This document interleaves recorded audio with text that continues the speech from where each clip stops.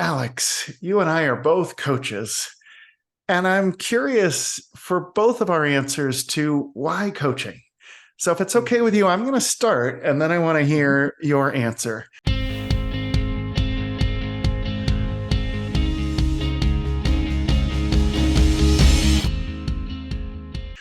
What I tell people when we're interviewing each other about possible coaching is I say, look, it doesn't need to be me, but get a coach if you can afford it. Why? Yeah.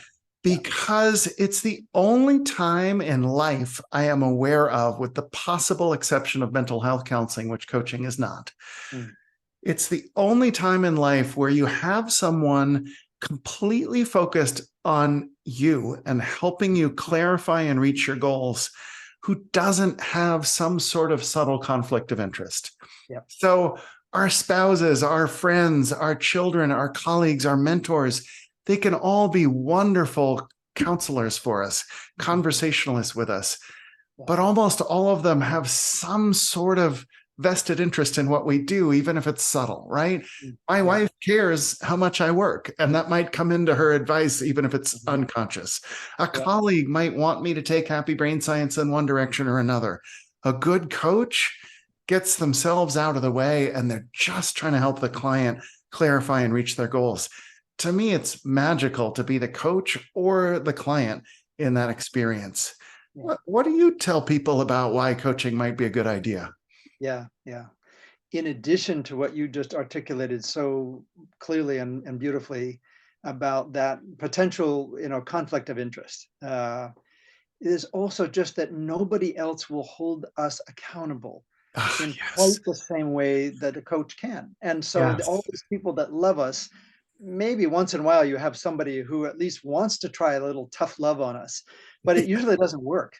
Right. Because it takes us by surprise. We say, well, you're my spouse, or you're my cousin, or you're my uncle, and I know we love each other, and I know you're trying to help me, but it still kind of changes the relationship dynamic when your uncle tries to say, Alex, you really ought to get a job next week, and I'm going to call you up and find out if you did.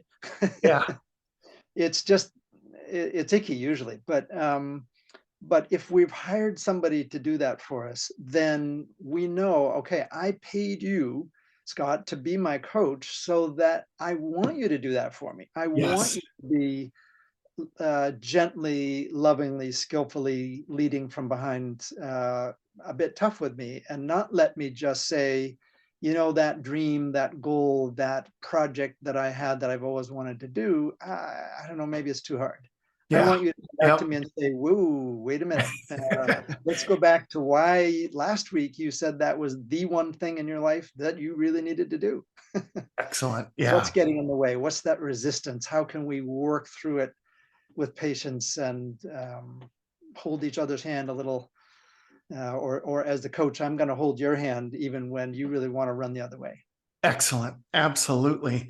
And in my experience, a coaching group can add even more of that accountability, because if we're a member of a group, it's like, oh, not only am I going to let my coach down if I don't do that thing I said I was going to do, but all my peers who are here to support each other, they're going to be disappointed in me if I don't get this done. I better get this done before our next group meeting.